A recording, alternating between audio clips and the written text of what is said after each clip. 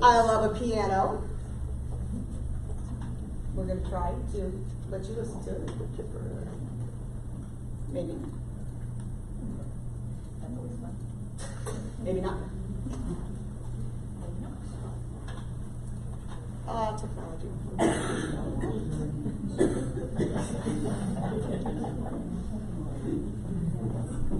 Okay.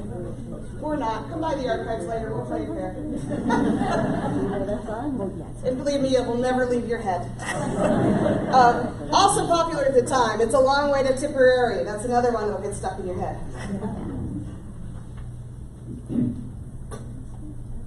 Okay, no, I'm not even working. There we go. Hopefully this will play for you. We had some local celebrities called the Singing Smith Sisters Sextet. They were born near Bowersville. They later moved to Delaware, Ohio. In the 1890s, they were billed for their shows as the Aerial Ladies Sextet and sang for President McKinley's campaign. And I'm really hoping, no, it's not going to happen. Again, come by the archives and we'll put it on our Facebook page. This was their 49th reunion. They got back together. They were so adorable, so we're going to have to make sure we get it out there for you because it's really worth watching. Okay, so men's fashion in the day. Here are some examples of what the men were wearing in 1915. Jackets were typically lined in silk with the exception of the sleeves, which were lined in cotton. The lounge suit was popular, and it's actually the precursor to our modern business suits. Bowler hats were very common for daily wear. Women's fashion at the time, there were some examples. You'll notice more straight line skirts ending about the ankles. On the left, you'll notice the model is wearing a duster to protect her dress. And dusters became very popular due to the automobiles because you're out in the automobile and you're kicking up dust, so you had to protect your clothing. And then also, if I can highlight it here, right over here, you can see World War I, military was starting to have an impact on designs. You can really see how the skirt, the jacket, and the tie all have that military look to them. Taffeta, silk, chiffon, and cotton were the most popular fabrics. The models on the right over here, they are starting to show off some of the new shorter ruffles that were coming into style. And notice that all of the models are wearing big hats and pointy toe shoes. Can't be very comfortable. So this is the front page of the Xenia Daily Gazette on June 7th, 1915. Headlines read, Colonel of Women Volunteer Reserves inspects her army, and negotiations may be reopened by German counsel. Very much obviously focused on the war in Europe. Notice that the price of the Gazette at this time was 2 cents. Playing at the local movie theaters, the Bijou was showing Enoch Arden, starring Lillian Gish. The Orpheum was showing The Walls of Jericho and The Troubles of Rufus. Now, at the local grocery store, at Schmidt's, you could purchase creamery butter for 29 cents a pound. Eggs were 19 cents a dozen, and a 25-pound sack of pure cane sugar for $1.58. Now, at Fisher Brothers, they had your home-killed meats on special. You could purchase sugar-cured bacon at 15 cents a pound, fresh sausage at 12.5 cents a pound, pork chops 15 cents a pound, veal chops 15 cents a pound, and sugar-cured ham at 17 cents a pound. So, let's take a look at some economic stats for 1915. The average annual income was about $700. Most families rented their home. A 4-room flat would be about $19 a month. The average family size was 9 people. That's a crowded 4-room flat. The average price to purchase a home was $3,200. Mortgages at this time typically were 5 to 7 years. You had to have 40 to 50% down payment. The most popular home was a bungalow similar to what you see on the screen here. You could purchase the kit for this home for $738 out of a Montgomery Ward catalog.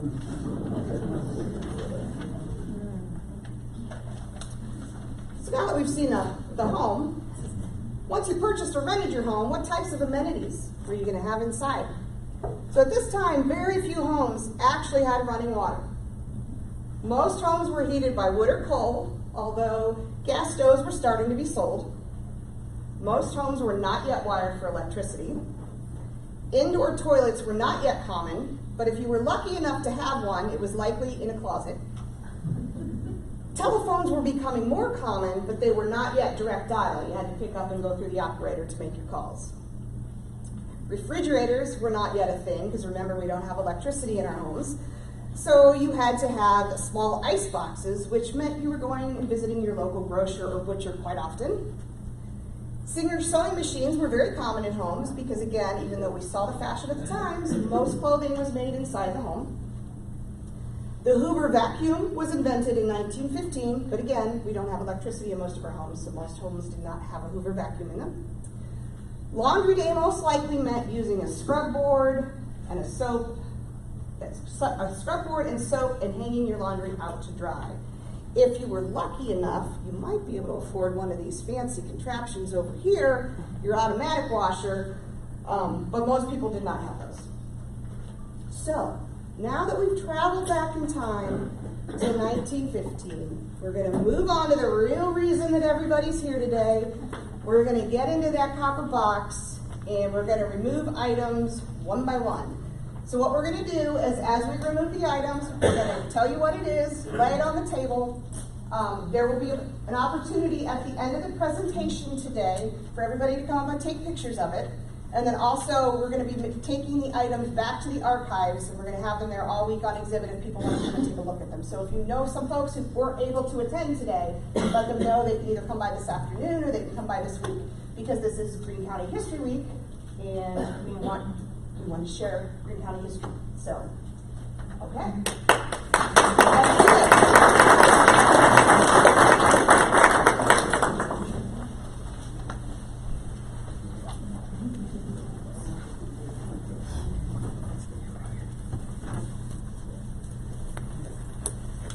Got to put our gloves on. And let's hope there's something in here. Waiting with bated breath. I will let you know that we had county services open the box yesterday, but nobody has looked in it. We don't have any idea what's in it. So, we ready? Okay. Lid is off. Whoa. And inside we have something glued to the top that says the Pete and Schuster Company Roofing and Sheet Metal Workers. That must be who made the box. This copper box was made by O.F. Mitchell Coppersmith, employed by the Pete and Schuster Company, Springfield, Ohio, May 26, 1915. So they only made the box about a week and a half before they put it in the cornerstone. Custom-made box. Yep. So Step here we number go. one. Here we go. First item. You have any newspaper? Over here.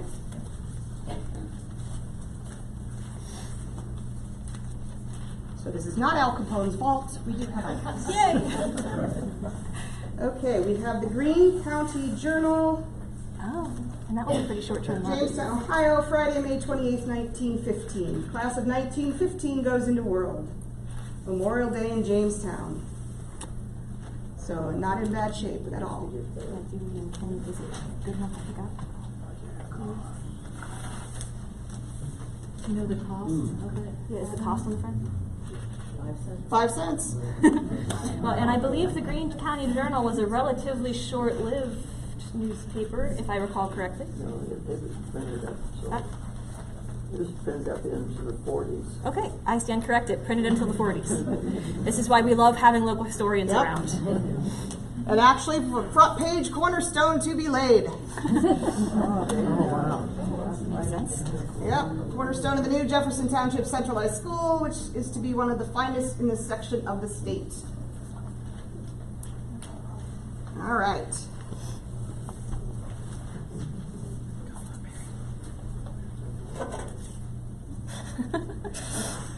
Unidentified glass bottle. We might have to go through the newspaper to see if we can find an explanation. Let's see. Blue ribbon.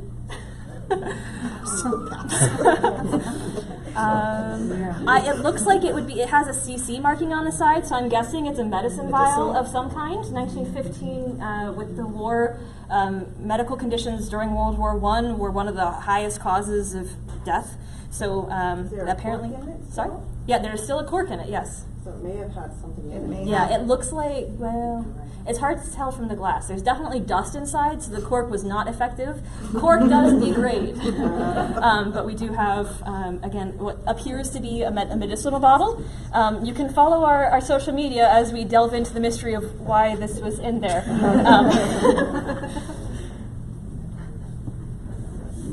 So I'm going to defer to Elise because today happens to be her birthday. So go next. Elise Kelly is our multimedia archivist. Oh. Okay, so it kind of looks, burnt, kind of. It almost looks like let's see, a Masonic directory, Greene County, Ohio Masonic directory. I'm almost afraid to kind of open it up. I wouldn't. So, just a little pamphlet of that, and then it says Smith Advertising Company, Xenia, Ohio on the back. So.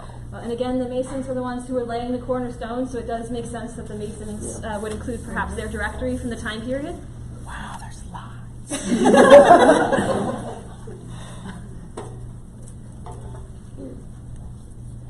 Oh, that's an envelope, it looks like.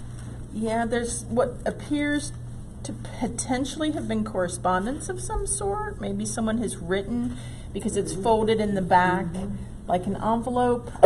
Whether or not we'll be able to get anything out of them is going to remain to be seen. It doesn't look like it.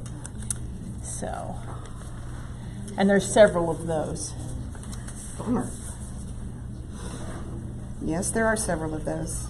Well, before we get to that, there's another bottle. Interesting. Cork still kind of intact.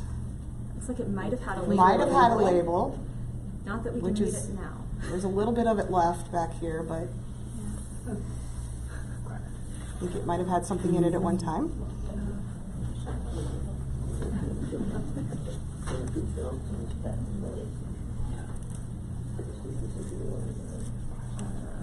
Oh, yeah. Okay. I kind of have to remove this as a twofer. Is that acceptable? Sure. Okay. So we have another glass bottle, which is wrapped in a piece of paper. Ooh, the cork was inside. So just then. Okay. Let's see. House. There is some type still on it, but it is very difficult to read. House of, I'm assuming it actually said Jefferson Township, something, Ohio. Yeah. So it has maybe an address on it, and I am not going to keep waving it around because it's crumbling. But I will at least give around the room approach. If you want to read the letter. Oh, yeah. And I'll attempt to get the cork back with it.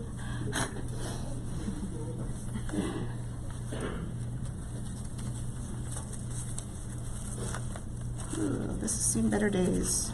The Grand Lodge of Ohio was convened at the 7th day of June, 1915. And it's not all intact, so I can't read all of it. Several stations being filled as follows. Grand Master, it has their signatures. Deputy Grand Master, Senior Grand Warden, Junior Grand Warden. And again, sadly, I think some of the bottles had something at one point, and I think they leaked. So, And that sounds like it would again be Mason. Masons is what it sounds like. We have been lucky in the past with the other time capsules we have at the archives that they were welded shut all the way around the exterior. And this one was not welded as thoroughly, and the contents seem to have suffered because of it. But we still have some readable text as well. The newspaper is in great condition. Yes. And yeah, we'll be digging into those medicine bottles. Okay, it looks like another, oh wait, I think it's a letter, 2 letters, so I'll put that one back. It says, letter from Joseph W. Mormon, general contractor for the building. I'm kind of scared to open it. I don't know, should I open it? Here, let's.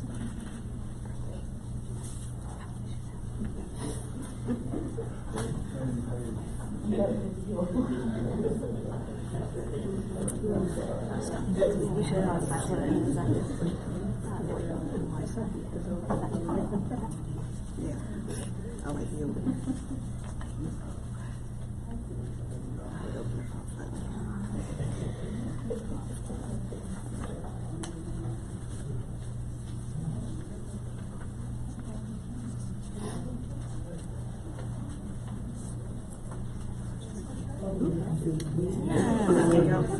Hey, it has his letterhead, J.W. Mormon, general job work, June 7th, 1915, to the future generation. The writer of this letter is Joseph William Mormon, who is the general contractor for the building of this building. I was awarded the contract for the building of this building on January the 29th day of year of 1915, and commenced the erection of the same March the 1st, 1915. The contract price being $39,865.45. I am proud of the fact that I was awarded the contract for the fact of at one time being a resident of Bowersville, Ohio, and afterward moving to Xenia, Ohio, where I took up the contracting business. I'm comparatively a young man, being 36 years of age. I was born in the year of 1879 at Williamton, Ohio, and moved with my father's family to Bowersville, Ohio, when I was 8 years of age. Afterward, moving to Xenia, Ohio in the year 1903 and taking up the contracting business. I acquired the most of my education at Bowersville and the rest of what I have at Xenia, Ohio. I am married and have a family of, sorry, it's kind of, it has like the mold and stuff on it, so it's hard to read there. Of a wife and 4 children, 2 boys and 2 girls, which I trust will live to grow up, and if they or their children or their children's children have the opportunity of ever seeing this letter, of whom I am writing, I think maybe, of Bowersville, Ohio, her maiden name being, I'm not sure what it says, something Richardson.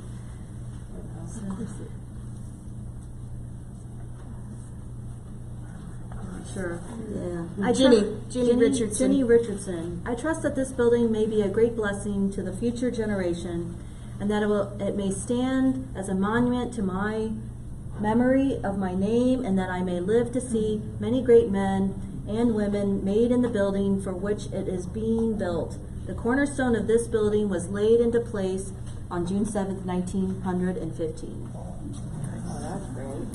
Nice. That was a lot of information. Wow. Decisions, eh? There's another one. It looks like picture and sketch from the architect of the building. It's in an envelope marked Harley Owens, architect, estimator, and supervisor of building, Xenia, Ohio. And this is another one that's going to be really hard to. It's still moist.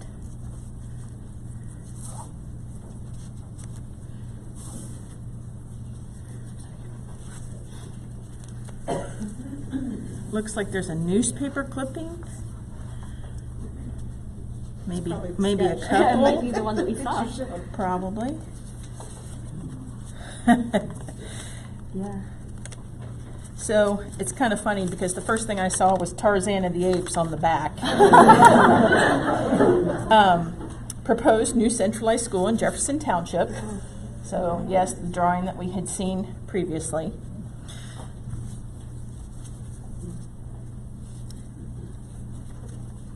And I think this is a continuation of that article. Oh, wow. Yeah.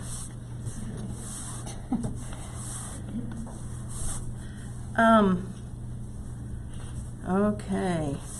Hey, Mary. Part of this is broken away, but I believe it's dated June 7th, 1915, Xenia, Ohio.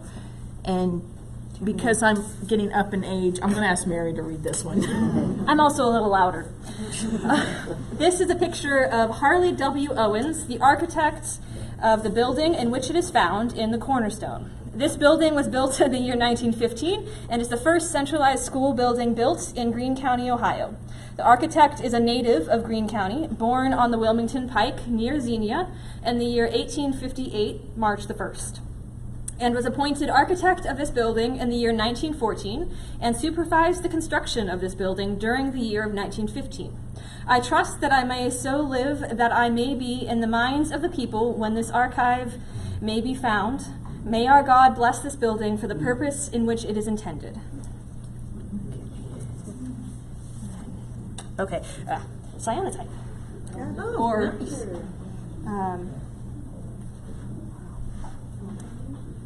that does seem like it has some water damage, but I think we can actually still probably recover most of it. Text on the back.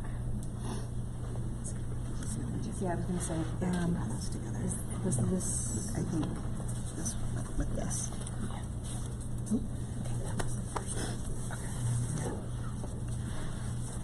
Okay, who's up next? You, me? I should have moved that one. Okay. Still a few things left.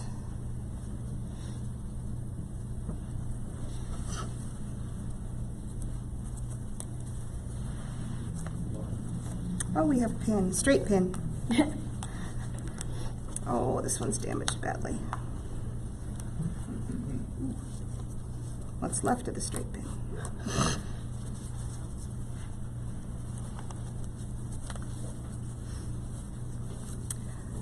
Well, it's some type of correspondence. This is going to need some work because it's been damaged.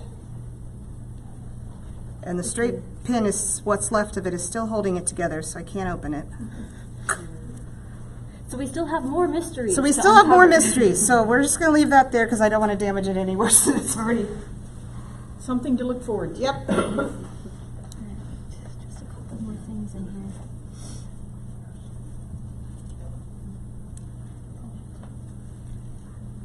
here. Okay. Again, something that's going to require a little bit of investigation because it is not complete. And it looks like it might actually be a part of something that has since crumbled. But there is letterhead from a something cash store, MT McCrate operator, notions, fancy goods, curtains, etc. Let's see. Dry goods, clothing, boots and shoes, furniture, etc. of Jamestown, Ohio. There's a name at the top. Ooh. And it's light enough that if you breathe on it, it will go flying. Crate, C-R-E-I-G-H-T, I believe. So we'll have to do, again, a little more digging to see if we can find out what the intended purpose was, despite the fact that it didn't quite survive. And intact, anyway. So this may be the time capsule that keeps on giving as we do some research. Digital reconstructive techniques. Yeah. Looks like maybe another letter. There's, I think what happened, it was a letter, but then I think the bottles had liquid and the bottles had liquid and it just, couldn't make it. It seems like we are actually opening this box even further into the future than they anticipated. Yep. Based on some of those letters that we were reading, because the architect at least intended to, he thought Still he might be still around. be alive when the time capsule was opened. So I think the corks probably didn't live as long as they thought, or as they needed to.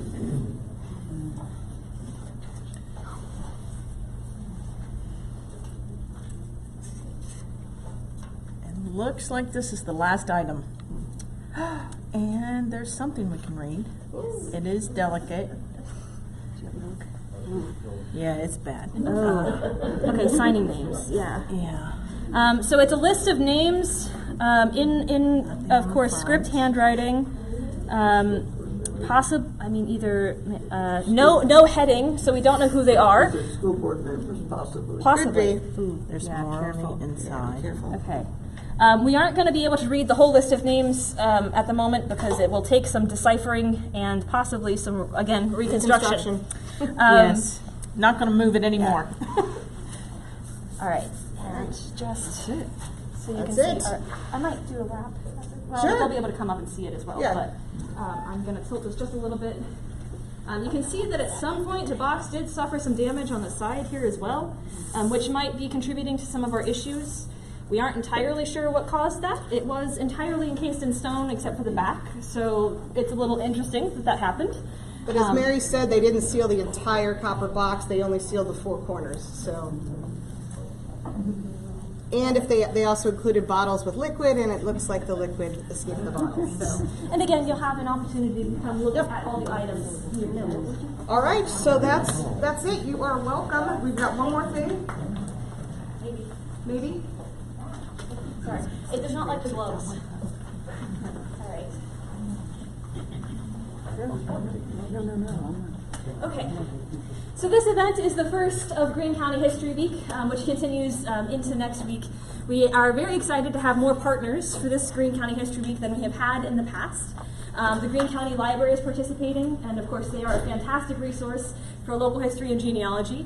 I can assure you that when we come to trying to research some of these items, we will also be using some of the library resources in addition to our own. Also, the Charles Young Buffalo Soldiers National Monument are our partners as well. They are newly reopened this year after renovations. The National Afro-American Museum and Cultural Center are also involved. All of these organizations are part of our Hunt for History. That if you choose to visit any of those organizations throughout the week and take an image and put it in our Facebook group, you can enter into a prize drawing. One of the sample bags is in the back.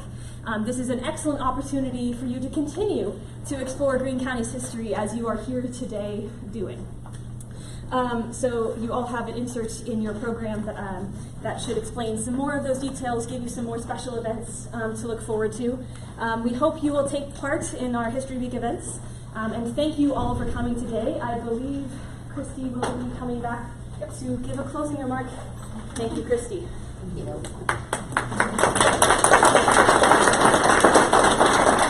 you, everybody, for joining us today. None of this could have been possible without the collaboration of the Board of County Commissioners, Archives, County Services, Jefferson Township, and also the Zeerings. So again, thank you for joining us, and we hope you enjoy everything. Please feel free to come up and take a look at the items that were removed from the time capsule. They are very delicate, so we ask you don't touch. Yes, please don't touch.